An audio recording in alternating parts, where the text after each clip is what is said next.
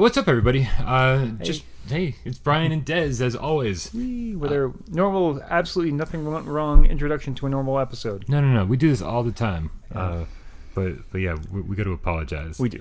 Yeah. So during the filming of the 2D platformer episode, something happened. My computer froze. That means we lost all of the audio from the microphones. Luckily, we had the audio from the camcorder, but they still call it camcorders? Yeah, I guess we can. I mean, in the 80s, they called it that. Yeah.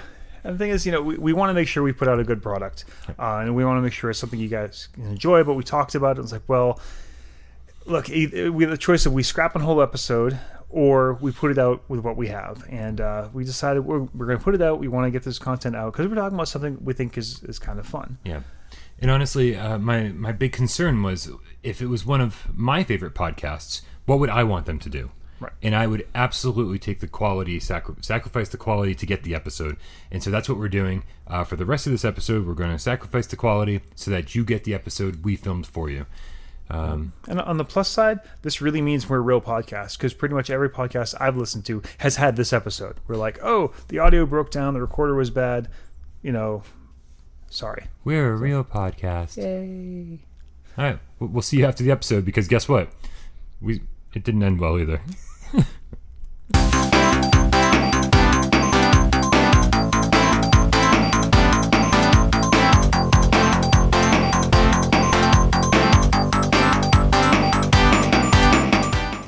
What's up, everybody? Welcome to another episode of Gaming Without Parole. Sitting across from me this week and every week, Dezrah. Hello. And sitting across from me is Brian Paul. Hey, what's happening? We decided to tackle this a lot. Apparently the knee slap. It's a knee slapper kind of episode. Yay! Yeah. If you like this episode or any other episode you've ever seen, make sure you go to our Patreon page and throw us a few bucks. Patreon.com/withoutparolegames. Go down there. If you haven't subscribed to our channel yet, make sure you do that too. YouTube.com/withoutparolegames. We're still a really small channel. Trust me, I pay attention. I notice every single new subscriber, every single comment. I will personally respond to your comments. At least for the next couple of years. Absolutely. Yeah, but seriously, it's so exciting seeing the subscribers build up and seeing actually people getting involved and watching this. I mean, we'd honestly be having these discussions anyways, but it's a little less sad that you folks are watching, so thank you. A little less sad. Yeah, like I said, small channel. We appreciate all of you, all of the new subscribers. Thank you for checking us out. It's amazing, and the positivity of our subscribers. They're happy people. Yay! Yeah, and we like happy. Yeah, the comments are overwhelmingly a great place to hang out. Yeah. And it's true too. I mean, I guess the past round of episodes we've just done a lot of gushing about stuff. Mm-hmm. We want to be open and say, yeah, if something deserves criticism, it should be criticism. But you can have positive criticism, say, and just not call someone a douchebag or something. Just make your comments. Yeah. And I think we're doing a great job of that. So thank you. So far, so good. So far, so good. So we're going to talk about one of my favorite genres of game today. Puzzle platformers? No, LucasArts adventure games. Oh, again. No, hold on a second. Episode 4!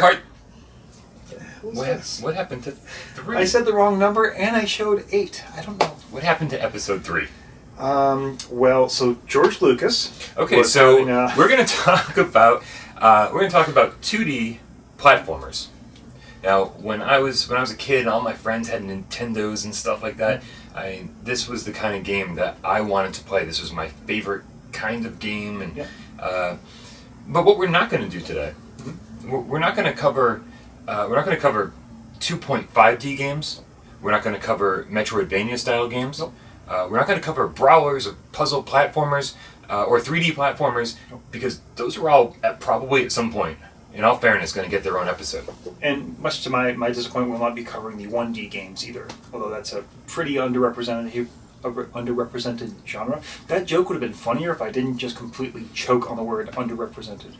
But 1D. 1D platformers. 1D. Yeah. We're also not going to talk about...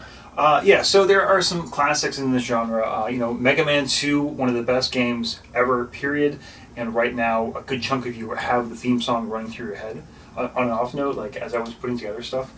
So, one of the first MP3 players, and actually one of the first MP3 players I ever owned was the Rio MP3 player. and one of the first pieces of music I ever had on that was a group called the Mini Bosses. Oh, I know them. Yeah, you know them. Okay. Yep. And they had an awesome cover of the Mega Man 2 theme song. I was wondering where that was going. Yeah, it was just like that was. I just have a very distinct memory of that song being on there. Yeah. Anyway, yeah. So we're not going to be talking about that. You know, Super Mario Bros. 2, 3, all those huge classics. Those are fantastic games. You know, if you're watching this, you've probably played those, and if you haven't, do so.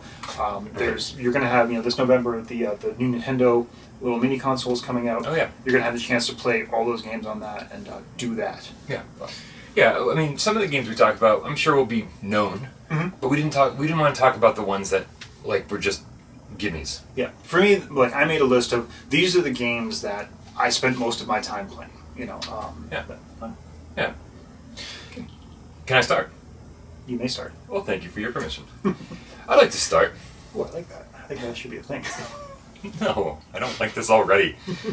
I want to talk about probably my favorite Sega Master System game. Okay. Now, Master System already not a popular console. Yeah. You kind of lost me there. A distant second after to the Nintendo Entertainment System. It was Sega's competing 8-bit system, and where Super Mario was Nintendo's 8-bit mascot. Yes. Alex Kidd was Sega's attempt. Yes, I remember that. To be a Super Mario clone. Yes. Attempt. And there were a lot of Alex Kidd games. Mm-hmm. There was Miracle World and High Tech World or Land. There was a lot of them. But the one I want to talk about is the best one, and that's called Alex Kidd in Shinobi World. Shinobi World. Yes, it was a 1990 game, and it was a parody of Sega's Shinobi. Okay. Yep. Now, I really feel like immediately we're already going to get a comment here that somebody's going to be, well, it's more of a hack and slash game. I tried. I really tried. Well, but this one just yeah. really, I just had to do this one. I've got a game I jammed in there too, so. Okay, good. Don't feel bad about it. This was a lot of strange stuff about this game. It was only released in the United States, in Europe territories, and Brazil. Okay.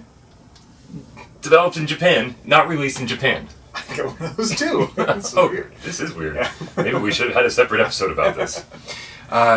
You're Alex Kidd. You're running around. You're swinging your sword. You have this real cool move where you can climb up lampposts and hang from the side and swing around and then fly off the screen as a fireball and kill everything in your way. It was really cool for kind of racking up combos almost. I wonder if I can get all three of these guys in the same swoop. Yep. There's wall jumps a la Shinobi. There is you can do the same move from rope, so you can do the vertical fireball. There's only 4 levels. I was real disappointed as a kid because I loved this game, and I remember going through. I wrote it down. I remember. The first level is a city, and then there's a harbor, a bamboo garden, and then the last one's a mansion. Okay. And it's over. And it's the levels aren't even that long. Yeah. So it's a very, very quick game. Once you get the mechanics down, once you get used to playing it, it can be fairly easy as well. I remember having a lot of trouble as a kid, but then once I mastered it, I really mastered it. It was really good. Now it has an interesting development story, which I think is the even better part of bringing this game up. It wasn't until more recently we found out that this game was originally supposed to be not an Alex Kidd game, and it was supposed to be just called Shinobi Kid. Shinobi Kid. Okay. Yeah, just like there was in Japan, there was a Castlevania parody called Kid Dracula, and it was instead of playing as the adult, you play as the little kid, and all of the enemies are big and kind of cute. And just like Die Hard 3. And Die Hard 3. Yeah, Die Hard 3 wasn't supposed to be a Die Hard movie. It was just a generic action movie. Really? They're like, oh, this, tell you what, let's copy-paste this guy's name with John McClane, and boom, Die Hard movie. Fantastic. Yeah, one of the best ones, too. Or a little more related to our topic, there's Doki Doki Panic that became Super Mario 2. Right. So it was supposed to be this different game, different main character, and my favorite part of this was that the very first boss, who's named Kabuto. Yes. He was originally named Mario.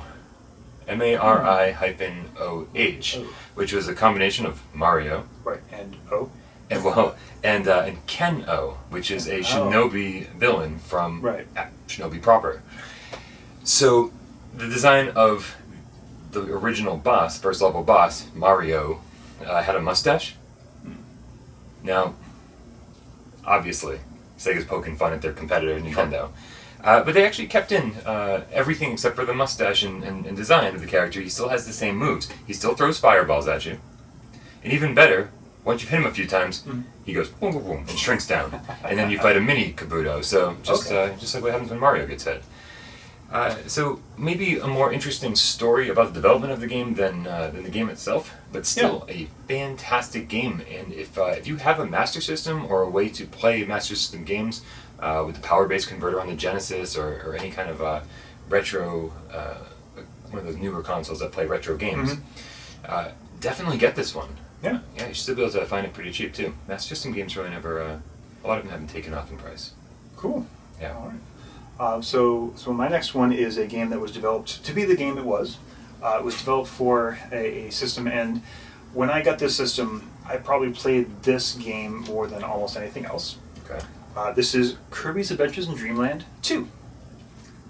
Yeah. What? No. Or Kirby's Dreamland 2. Either way. So if the name Rick the Hamster, Coo the Owl, and I'm going to have to double check, Kine the Sunfish, they give you any ring true to you at all, then you play this game. Game Boy. Game Boy. Yes. Okay. It took me a second. Original Game Boy and Game Boy Color also, and then actually nice little tidbit. If you had the Super Game Boy and dropped this cartridge in there, you actually got some extra color. They added some color to the levels, and they even added some different audio. Like there was, It wouldn't be an episode of Gaming Without Parole I know, if we didn't hit the mic. We all do it. But and there's applause at the end of the level breaks that are added for the Super Game Boy, which is a nice touch. But that still mystifies me how it's like a master of programming to be able to know. I don't know. It's a little Game Boy cart. There's so much going on in those things. Yeah, it's crazy. Actually, that might be an interesting episode. Like, how does this work? But another day. I'll have to bring other people in to explain it to us. But so this is it's your classic Kirby game. If you've never played a Kirby game, I don't know why you're watching this, but if you haven't, you're this cute little pink ball of fluff who goes around. You can suck in air and fly around, flap your wings to fly as high as you want. If you get hit by enemies, just like any normal platformer, you take damage. But what's awesome about Kirby is you don't kill your enemies by stomping. You go and suck them in. Yeah. And then you can either spit them back out as a projectile weapon, or you can swallow them and take their abilities. So insert joke here. It's rude not to swallow. Go on. I thought you were going to let them insert their own joke. Yes. Oh, yeah, sure that. Insert your own joke in the comment. That'd be great. Yours have to be better than mine. Mine are like lowest common denominator. But what this adds is something a little different. So as Kirby goes, like I said, you can get your enemies' abilities and use that. But with these animal helpers, like Rick the Hamster, you kind of wear them as a suit. So usually Kirby's kind of like sucks in a bad guy and gets like a suit that has their powers. Well, you kind of now either wear or ride the animals. And what's neat is when you have the animal skin, the abilities change. Like for instance, if you get the shock ability, like the little electric thing, if you're Rick the Hamster, it turns into like this bolt that fires out. If you're the owl, you get a lightning. And if you're the sunfish, this is one of my favorite things, you just shoot light bulbs. That's phenomenal. Yeah, it's great. So I mean, if you know the Kirby games, they're just this really kind of cute sort of world, but it's just a blast. I mean, the art direction is always great. The villain's King Dedede. Oh yeah, of course. And, yeah, you might only know him from his amiibo. His amiibo, or that's pretty much it. Yeah, unfortunately. It's worth a revisit. I think it's probably my favorite of the Kirby series. And then you can they was just recently released like a collection of all the Kirby games for the Wii. The Wii, yes. Yeah, it comes in a nice little pink collector's box. Yeah, and you get all of them there. It's definitely worth playing. If you have an original Game Boy lying around, probably put that on eBay and then use the money to get other stuff. But it's worth checking out. Oh, 1995 that came out. Yeah, that seems kind of late. It does. But and that maybe explains why the animation, the gameplay was so smooth and so nicely controlled. And I don't think a lot of people ever recognize the fact that Kirby began on the Game Boy and then made his way between 1 and 2 to the Nintendo. Right. Yeah. The first Kirby game, and actually the first Kirby game was kind of sad because you didn't actually. I mean, you inhaled the enemies, but you didn't get their powers. Is that true? Yeah. Yeah. Wow. See, my memory's broken. And that was introduced in the NES, and then when they came back to the Game Boy, then he could do that, and then That's also phenomenal. the animal suits. And that's something I couldn't recall, and I didn't search down every single Game Boy game. But I can't think of any other Kirby games where you had the animal friends like that. I think that might have only been this one. Well, let me tell you, my friend, about another game where you meet animal friends. Okay, that transition. Kirby Dream Land 3. No. Oh, you got some of the words right. In 1990, Capcom, instead of Nintendo, brought us Little Nemo, the Dream Master. Oh yeah. On the NES. Okay. Yes. Talk about animal friends. Mm-hmm. Now this game just is so similar to everything you're talking about. Using animals as their powers. I wish It sounds really bad when you put it that way. Using animals for their powers. Agreed. Kill them all. I wish though that they'd kept the original Japanese name. Because although Little Nemo, Dream Master, let's see, that was based on the comic, right? Well, it was yes, exactly, based on Little Nemo: Adventures in Slumberland, the animated film, which of course was based on the comic strip. But in Japan, they call this game Pajama Hero Nemo, and that's adorable. Pajama Hero, right? I want to be Pajama Hero Nemo. It's hard to say. Maybe that's the problem. Well, yeah, but if we played in your pajamas, that would not be a kid's game. I always play in my pajamas. That's a whole other story. So yeah, you run around as Little Nemo, and you throw candy at your enemies. Like you do. Why wouldn't you? And then if you hit them with enough candy, or you feed them enough candy, then they kind of go into a sleep. They have a little boom. And then you jump on top of them. And then you're riding them, and this just turned pornographic. I was going to say, you feed them candy, they fall asleep, and you ride them. It's a typical Saturday night. So the interesting thing about Little Nemo in the Dream Master is that you get to ride these animals, and it's sort of like the powers in Kirby. It's kind of like the suits in Super Mario 3, where as Nemo yourself, you're not terribly powerful. Mm-hmm. Actually, you're pretty vulnerable. But as you put a frog to sleep, and then suddenly you can bounce on enemies, and you can jump higher. You put a bee to sleep, and suddenly when you ride the bee, you can fly. You can get a mole, and you feed the mole, you jump on it, and suddenly you can dig. There's all of these cool creatures that allow you to explore and find different parts of the level. And the reason you have to explore and find different parts of the level is because, like most of the platformers we're talking about, you run from left to right, and you get to the end of the level, and there's the door. That's it. There's your exit. Except when you get to the door in Little Nemo, there's a certain number of keyholes next to it. Oh. And so you have to explore the whole level finding all the keys. And then once you've found them all, then you can go to the exit. Or if you found them all. If you find them all. And trust me, this game is not easy. It is actually, in my book, ridiculously hard and deceptively hard because it looks so freaking cute. Mm-hmm. That I didn't expect it to be a hard game, although made by Capcom, the makers of Mega Man, I shouldn't be surprised. Yeah. But it's one of those games that, every level is sort of like just this open world, and that's not something that was incredibly common on the NES. No. Your goal was to go from left to right in every other game. Yeah. In this, you have to backtrack quite a bit, and it's very cool. Very few checkpoints, really impressive graphics. Almost borders on. I remember seeing it as a kid and being like, "Who needs a Super Nintendo?" And then I started seeing it and I was like, I guess I do." But yeah, it's a phenomenal game. Highly recommended. All right. Well, this kind of the doubling back thing. So this is sort of stretching what we were saying. We're like, well, we're not going to talk about this kind of game. I had to put this one in because I think out of all the games I'm going to talk about, I probably spent most time playing this one, and this is Castlevania 3. Okay. Dracula's Curse. Sure. For the NES. Maybe not one of the most loved of the series, but for me, I was, it's not Simon Belmont, of course, is Trevor Belmont and friends. So we're talking about, I'm going to give you a pass on this one. This is Give me a pass. absolutely a platformer. This is before it became Metroidvania style. Oh yeah, absolutely. There's a little bit because you need his friends, and this was one of those, like, I was reading up on this and like heard these names, like, oh my gosh. I need to go back and play this again. Sypha, she was a wizard. That you could use. I guess it's a wizard. Very physically weak, but could cast spells. Grant Dynasty, the pirate, and that was one of those things. Grant Dynasty, that was really his name. I don't remember that at all. He was this crouched over little pirate guy, and his main ability that added, which was breathtaking in the early Castlevania games, you could jump and change directions in midair. Yeah, that was a huge change. It was huge. Like you could do it in Super Mario Bros. And all that, but Castlevania, you jump and something comes at you, tough. You're going to run into it. By comparison, such a stilted game control-wise. Yeah. So just that little thing, it sounds like, and to you kind of younger viewers out there, like, really? That's such a big deal? That is such a big deal. Huge. And then, of course, Alucard. Oh, yeah. Which we all thought was clever, that it was Dracula backwards. Like, wow, that's amazing. Yeah. How'd they creep that in there? It's, again, like, similar to, Little Nemo. Little Nemo?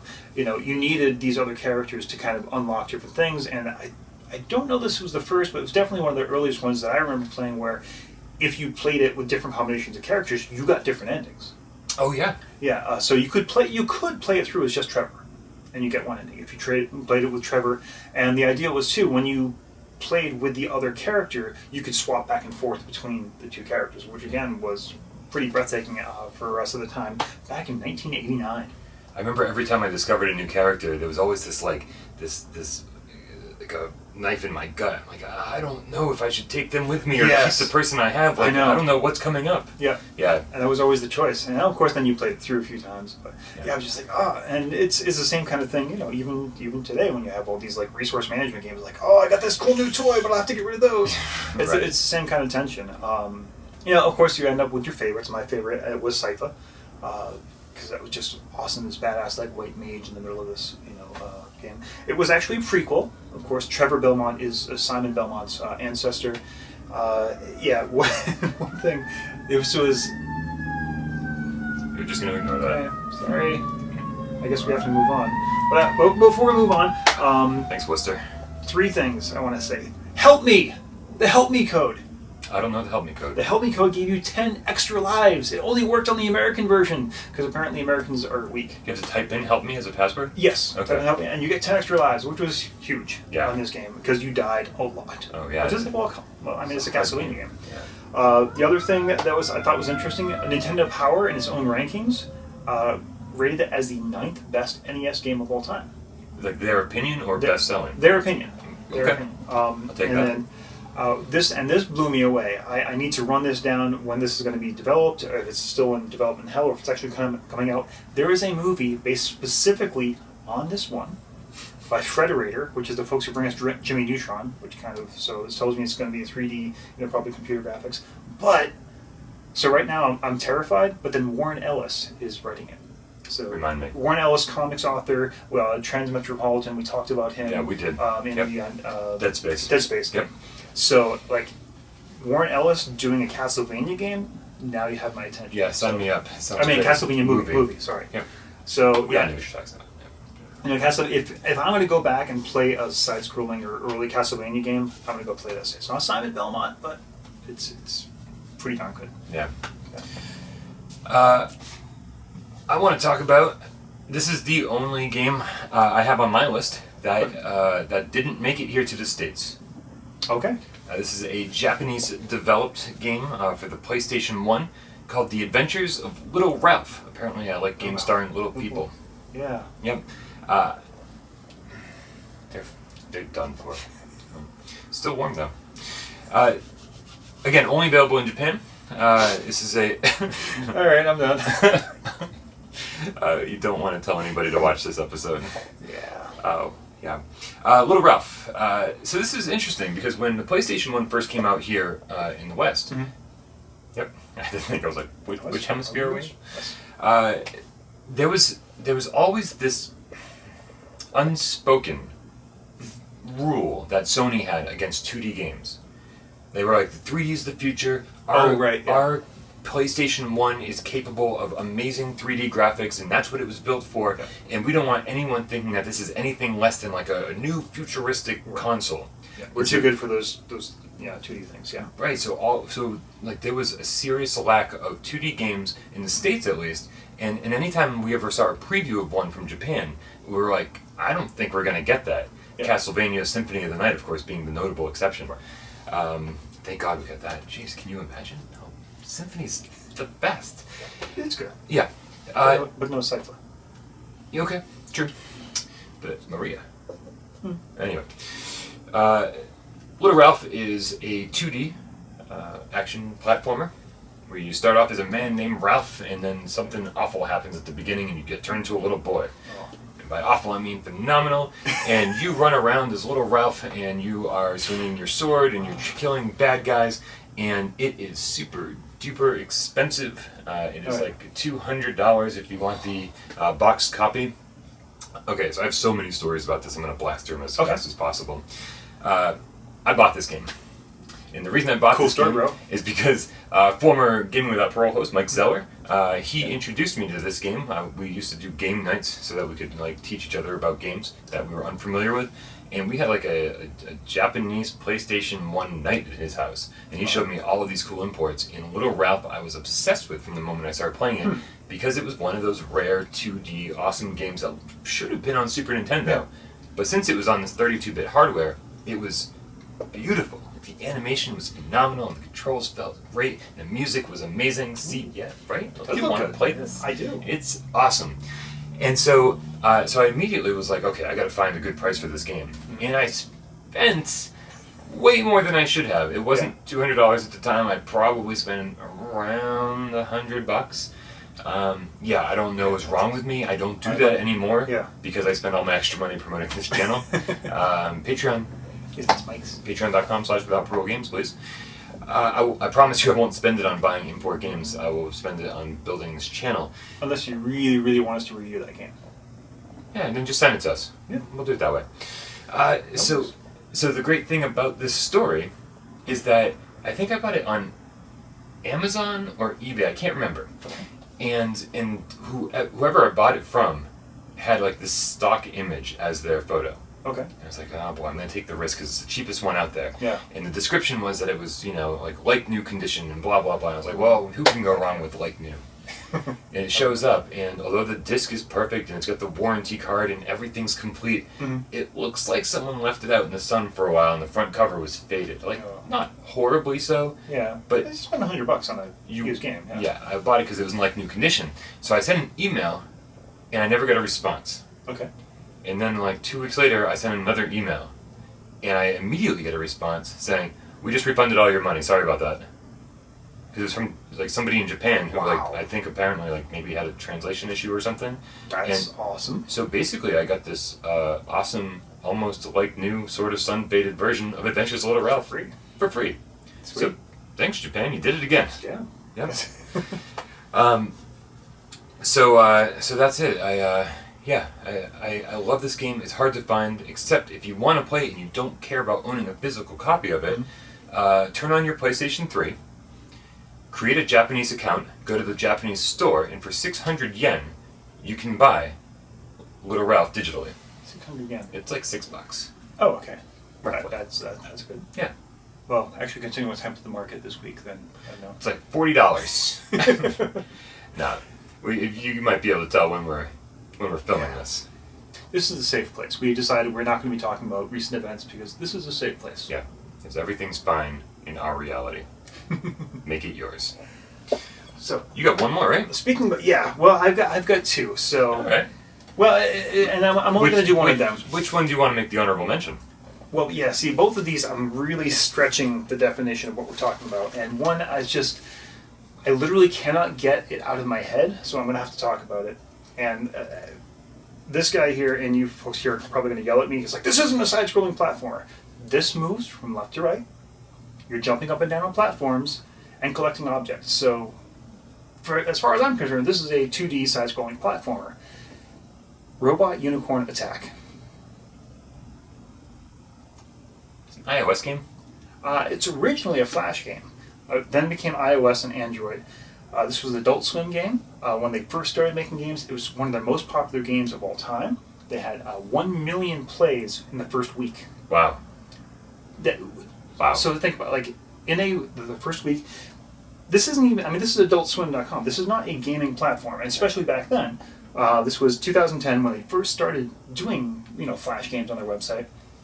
So it wasn't like everyone was going there like, gee, I want to play a game on my computer. Where should I go? Oh, how about Adult Swim? Yeah. And right now, if you have played this game and you'll understand what I was talking about. This running through my head.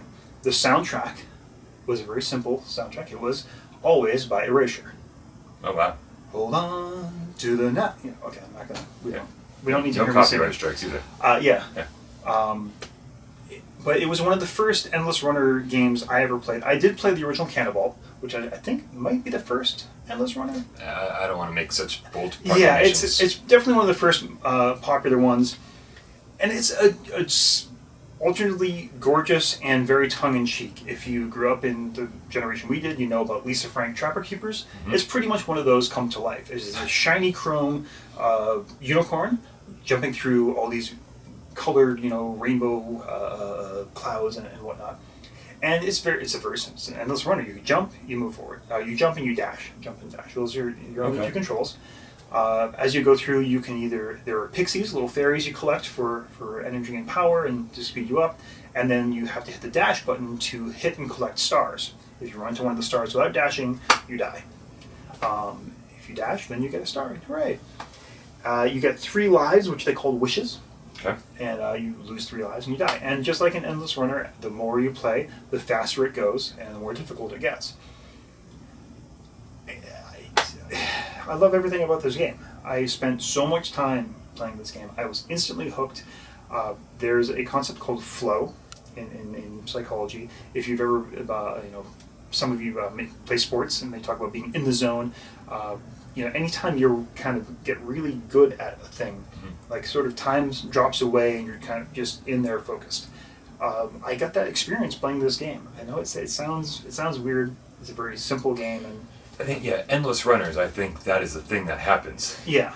And it doesn't take itself seriously in the fact that the content, the gaming design, and all that, and it's on this Adult Swim, which is all these badass harsh shows, and this is a super cutesy game, but it's an awesome game. There's of course eventually other versions. There was a Robot Unicorn Attack metal version, which is basically this but in hell. There's also a Christmas version as well, but for me the original is one of the best, and you can leave hate if you want, but this is such a fun game. I also want to say I'm 90% certain that I used this game as a video game true or false question. Oh, really? Yep, months ago. So I'll have to go back. I already have to go back and figure out what everyone's score is. So I will find out, I'm sure, if I used it or not. Yeah, I mean, seriously, if you, actually 2010, I won't say what job I was at, but if you came into my office when I was supposed to be doing work, I was probably playing this game. Nice. I've got one honorable mention. Okay. That is, I don't even know why it's on this list. Only I have a strange love for it. Not a lot of people do. It has definitely come under fire for being a little politically incorrect. We'll get to that in a second. But it's called Wampum. Oh my. It's on the original Nintendo. Yep, you might want to do that. I'm out. Yep, the fire is coming. 1991 NES game by Jellicoe. You're a Native American with a staff. The staff is pretty cool, I gotta say, for a Nintendo game. You can hold it above your head to block falling items. Okay. You can use it as like a pogo stick, like Scrooge McDuck and DuckTales, another great game we should have talked about. You can power up the staff so it'll extend its reach so you can attack enemies from further away. You start off on this level, like this introductory level, where you run around and you do this thing, and then when you finish the level, it becomes sort of Mega Man-ish, where suddenly it's like you can go to any of these 6 levels and do it however you want. Yeah. So you as Native American going all across the land and like doing things in any order you want, which of course will benefit you depending on exactly Mega Man strategy. Yep. Again, the more interesting thing about this game is where it came from. This is actually known as Sayuki World 2 in Japan. 2. And its main character is Sun Wukong, which is... Oh, the Monkey King. The Monkey King. Yeah. Yep, the protagonist of the Chinese novel Journey to the West. Yes. Which is probably the most famous Chinese novel ever written. Amazing story. So the Monkey King is super well known in the East. Yeah. So when Jellicoe brought it to the States, they said, "Well, how can we get American kids to play this game?" And so they made slight alterations to the sprite and made him Native American. Yeah, Sayuki World series hasn't been good as far as imports go, because Sayuki World 1, I think, pretty sure about this, became Wonder Boy and Monsterland, which of course became its entire own series. Yeah, okay. With much more of a overhaul, but it's almost the same game. It's very weird. So there it is. It's just a weird import. It controls great. It feels good. It looks good. It's underrated. It's underknown. It's definitely a hidden gem. And so okay. Go ahead, talk. Well, did they just like redo the main character, or like all the sprites? Definitely the main character. I have to go and do a side-by-side comparison for all the sprites. I'm assuming they kept as many as possible. I think it's Journey to the West too. Did you say Journey to the East or Journey to the West? Did I say Journey to the East? If I said Journey to the East, it's definitely Journey to the West. Yeah. Apparently, even I don't pay attention to the show while we're making it. It's so tough. I'm sorry. It's tough. Yeah. Yeah, that's a fantastic story, and God, man, that is such a missed opportunity. Because the Americans don't know the story. Fine, make a game, teach us. We want to learn. Yeah, it was a different time. Yeah, that's true too. So I get it. It was tough to, especially for the original Nintendo, the deluge of games that were just flooding the market. Yeah. Out of control. So if you get one with I was gonna say a little Indian boy, there's your political correctness. Right. If you get one with a little Native American boy on the front cover, you're way more bound to sell it to an 8-year-old kid than... No. Native American guy, Wampum, or Monkey King? You know what? Donkey Kong, Monkey King. I can see that. Oh. I can see where they would have... Yeah. I don't know. But it's, again, the times have changed. Yeah. Somewhat. So, and you said you got one more. Yeah. So, I'm gonna cheat a little. So this was my Robot Unicorn Attack, or this game, but Wario Land. Wario Land. Specifically for the Virtual Boy. Yeah. I'm sorry. Can we get footage of this? Yeah. Well, we'll find out. Yeah, we will. 1995, one of the only really good games for the Virtual Boy. It was a 2D. Well, it's arguable that it's 2D or not, which is why it's called Wario Clash, wasn't it? No, Wario Land. There was so Wario Land was a side-scrolling platformer, but you had kind of 2 layers, so you would jump from one side to the other. Okay. At least as far as the one I had. I'm paying attention. I'm listening up because I don't have a Virtual Boy. Yeah, it was actually like an Amazon themed, and I think the original Japanese name was Wario's Adventure in the Amazon, or something roughly translated to that. The whole thing ended up in caverns, so it was all exploring caves and caverns. There was no overworld, which was cool because actually the audio was really neat for it. It was all kind of echoey, and what you would do is, as you went through to explore, you needed to kind of you would hit a special block that would drop you through to the next, or the level behind.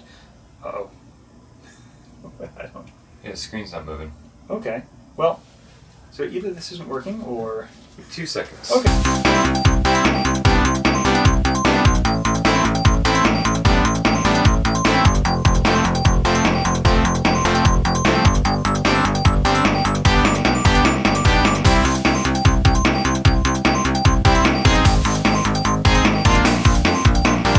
Hey, we're back. Hello. See, wasn't that an episode worth saving? So bad. It was pretty good. Yeah, and it cut Des off mid-ramble, which we all could enjoy. Absolutely.